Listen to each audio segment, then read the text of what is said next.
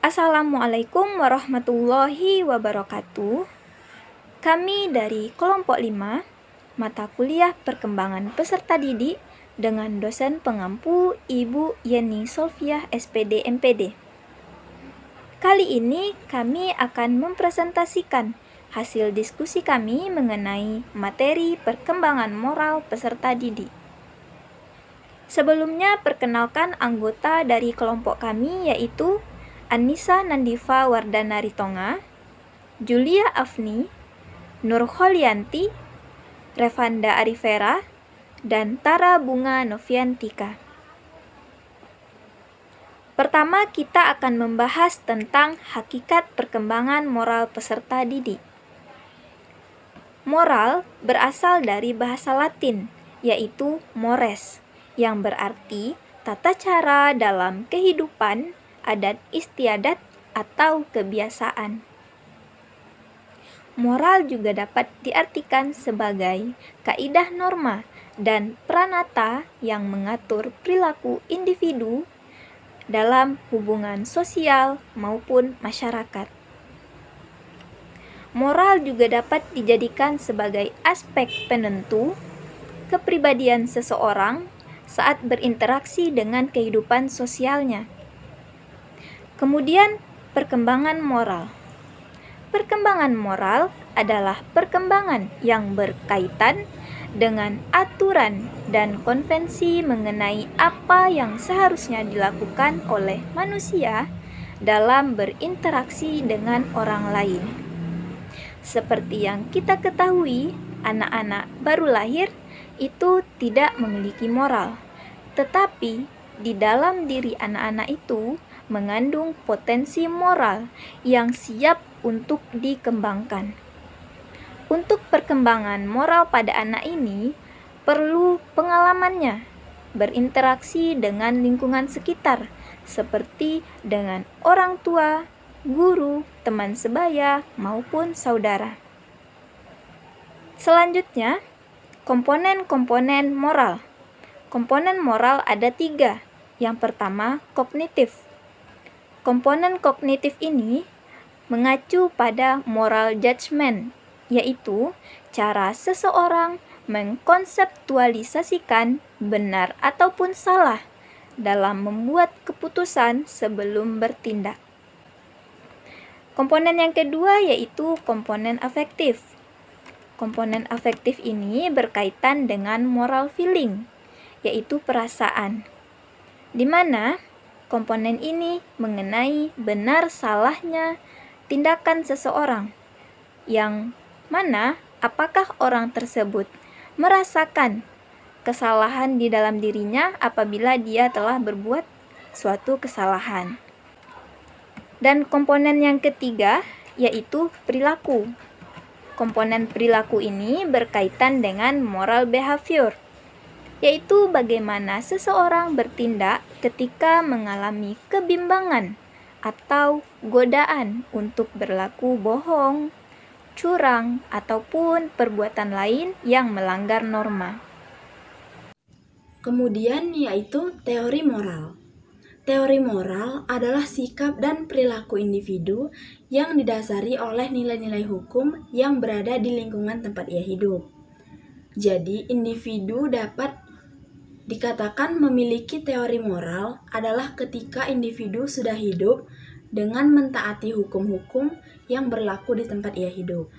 Teori perkembangan moral dalam psikologi umum menurut Kohlberg terdapat 3 tingkat dan 6 tahap. Pada masing-masing tingkat terdapat 2 tahap diantaranya sebagai berikut. Pada tingkat 1 yaitu penalaran prakonvensional. Penalaran prakonvensional adalah tingkat yang paling rendah dalam teori perkembangan moral. Pada tingkat ini, anak tidak memperlihatkan internalisasi nilai-nilai moral. Penalaran moral dikendalikan oleh imbalan dan hukuman, dengan kata lain, dikontrol oleh orang lain. Dan tingkah laku yang baik akan mendapat hadiah, sedangkan tingkah laku yang buruk akan mendapatkan hukuman. Tahap 2, individualisme dan tujuan. Pada tahap ini, penalaran moral didasarkan atas imbalan atau hadiah dan kepentingan sendiri. Pada tingkat 2, penalaran konvensional. Penalaran konvensional merupakan suatu tingkat internalisasi individu menengah di mana seorang tersebut mentaati standar-standar internal tertentu. Tetapi mereka tidak mentaati standar-standar orang lain, seperti orang tua atau aturan-aturan masyarakat. Di tingkat 2 yaitu terdapat tahap 3, yang mana tahap 3 merupakan norma-norma interpersonal, yaitu di mana seseorang menghargai kebenaran, kepedulian, dan kesetiaan kepada orang lain sebagai landasan pertimbangan-pertimbangan moral. Kemudian tingkat 4 yaitu moralitas sistem sosial, yaitu di mana suatu pertimbangan didasarkan atas pemahaman aturan sosial, hukum-hukum, keadilan, dan kewajiban. Kemudian pada tingkat 3 yaitu penalaran pasca konvensional, yaitu suatu pemikiran tingkat tinggi di mana moralitas benar-benar diinterialisasikan dan tidak didasarkan pada standar-standar orang lain. Seseorang mengenal tindakan-tindakan moral alternatif, menjajaki pilihan-pilihan, dan kemudian memutuskan berdasarkan suatu kode. Pada tingkat 3 yaitu terdapat tahap 5, yang mana tahap 5 adalah hak-hak masyarakat versus hak-hak individual, yaitu nilai-nilai dan aturan-aturan adalah bersifat relatif, dan bahwa standar dapat berbeda dari satu orang ke orang lain. Kemudian pada tahap 6 yakni prinsip-prinsip etis universal, yaitu seseorang telah mengembangkan suatu standar moral yang didasarkan pada hak-hak manusia universal. Dalam artian, bila seseorang itu menghadapi konflik antara hukum dan suara hati, seseorang akan mengikuti suara hati. Tahap-tahap perkembangan moral pada anak. Tahap-tahap perkembangan moral terjadi melalui aktivitas spontan pada anak-anak. Anak memang berkembang melalui interaksi sosial, tetapi interaksi ini memiliki corak khusus di mana faktor pribadi anak dalam membentuk aktivitas-aktivitas juga turut berperan. Perkembangan moral yang dasar utamanya adalah penalaran moral dijelaskan dalam serangkaian tahapan atau tingkatan. Dalam konteks perkembangan moral, terdapat sejumlah tahap-tahap perkembangan moral yang sangat terkenal, yaitu yang dikemukakan oleh John Dewey, yang kemudian dijabarkan oleh Jean Piaget dan Lawrence Kohlberg. John Dewey, yang kemudian dijabarkan oleh Jean Piaget, mengemukakan 3 tahapan perkembangan moral. Pertama adalah tahap pramoral. Tahap ini ditandai bahwa anak belum menyadari keterkaitannya dengan aturan. Misalnya adalah bayi yang baru lahir dikatakan belum memiliki moral karena belum memiliki pengetahuan dan pengertian yang diharapkan oleh masyarakat di tempat ia tinggal, sehingga disebut dengan pramoral.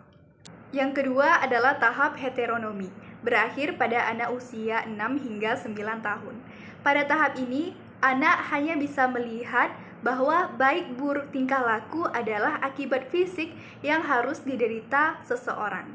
Pada tahap ini, aturan-aturan harus diikuti dan tidak bisa berubah.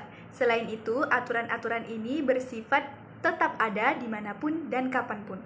Pada tahap ini, anak-anak menghormati ketentuan-ketentuan atau peraturan sebagai sesuatu yang bersifat suci dan tidak dapat berubah karena berasal dari otoritas yang dihormatinya, misalnya adalah orang tua atau guru. Oleh karena itu, jika ada seseorang yang melanggar peraturan, maka ia akan mendapat hukuman. Jadi, pada tahap ini, anak-anak memegang konsep bahwa jika peraturan dilanggar, maka hukuman didapat. Selanjutnya, tahap otonomi berakhir pada usia 9 hingga 12 tahun. Pada tahap ini, awalnya anak berpikir bahwa aturan-aturan tidak bisa dirubah dan mereka masih memprioritaskan kejujuran dan keadilan. Nah, untuk selanjutnya, anak-anak pada tahap ini sudah bisa berpikir bahwa aturan-aturan merupakan suatu ciptaan dari manusia dan bisa diubah menurut kesepakatan bersama. Kita bahas mengenai faktor-faktor yang mempengaruhi perkembangan moral. Nah, untuk faktornya itu sendiri kita bedakan menjadi dua. Yang pertama faktor internal dan yang kedua itu faktor eksternal. Untuk faktor internal, itu merupakan faktor yang berasal dari diri kita sendiri, di mana faktor ini meliputi pembawaan dan potensi psikologis. Sedangkan untuk faktor eksternal itu sendiri, itu merupakan faktor dari luar, jadi lingkungan sangat mempengaruhi perilaku atau moral seseorang. Nah, kita bahas mengenai faktor internal. Faktor internal ini yaitu berupa hereditas atau genetik. Jadi hereditas ini merupakan karakteristik yang diturunkan dari orang tua kepada anak. Jadi meliputi fisik maupun psikologis. Oleh karena itu, hereditas sangat mempengaruhi moral dari seorang anak. Nah, lalu untuk faktor eksternal.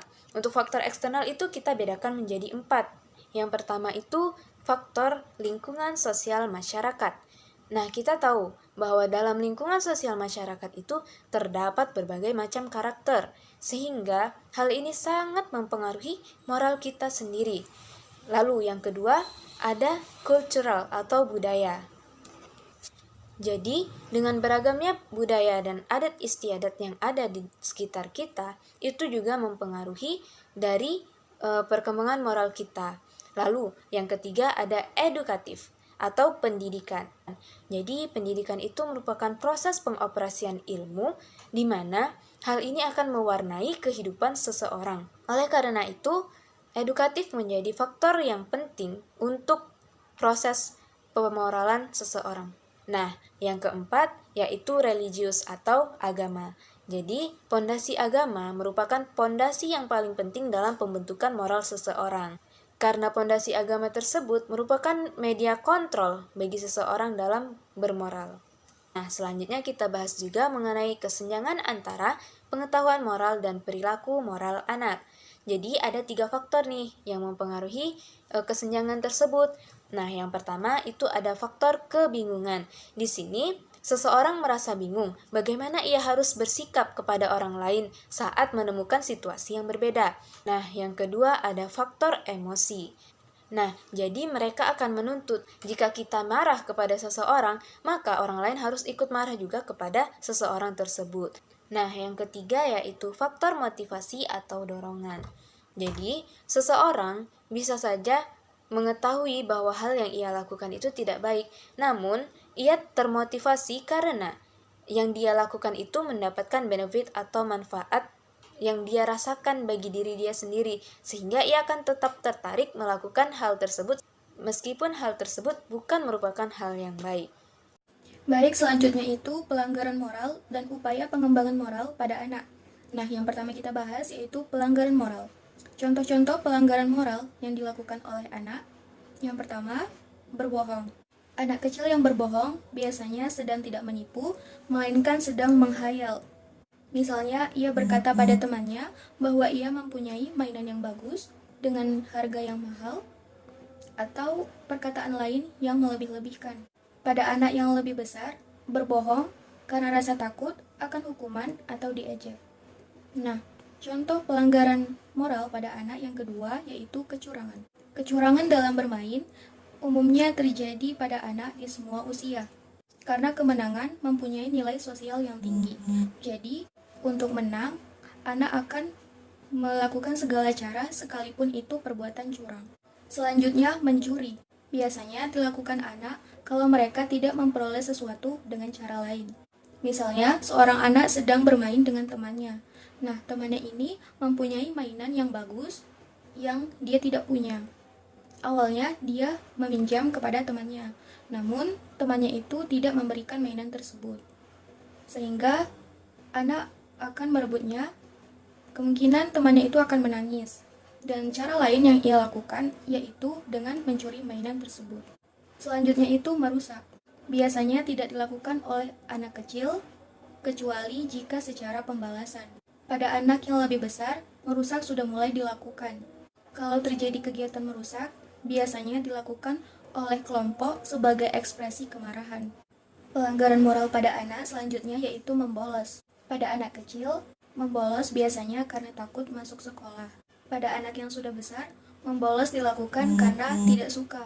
Misalnya, dia tidak suka mata pelajaran berhitung seperti matematika sehingga ia membolos. Selanjutnya, kita bahas mengenai upaya pengembangan moral pada anak. Upaya pengembangan moral pada anak dapat dilakukan dengan cara yang pertama, menciptakan iklim lingkungan yang serasi. Seperti yang disebutkan oleh Hilda pada bukunya, yaitu seseorang yang memiliki nilai hidup tertentu dan moral, kemudian berhasil memiliki sikap dan tingkah laku sebagai pencerminan nilai hidup itu, umumnya adalah seseorang yang hidup dalam lingkungan yang secara positif, jujur, dan konsekuen, senantiasa mendukung bentuk tingkah laku yang merupakan pencerminan nilai hidup tersebut.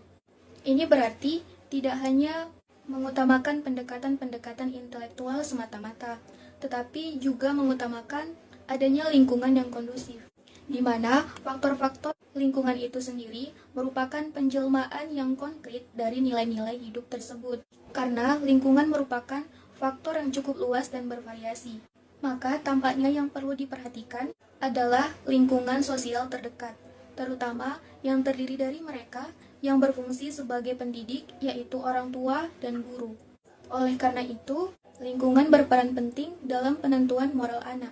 Jadi, untuk menemukan moral yang baik pada anak, maka harus berada pada lingkungan yang baik pula. Selanjutnya, bentuk upaya pengembangan moral anak, yaitu menciptakan komunikasi. Dalam komunikasi, didahului dengan pemberian informasi tentang moral. Anak akan pasif mendengarkan dari orang dewasa bagaimana seseorang harus bertingkah laku sesuai norma dan nilai-nilai moral. Tetapi anak-anak harus dirangsang supaya lebih aktif. Di sekolah, anak-anak hendaknya diberi kesempatan berpartisipasi untuk mengembangkan aspek moral, misalnya dalam kerja kelompok, sehingga dia belajar tidak akan melakukan sesuatu yang merugikan orang lain, karena hal itu tidak sesuai dengan nilai-nilai dan norma yang berlaku. Baiklah, cukup sekian presentasi dari kelompok kami.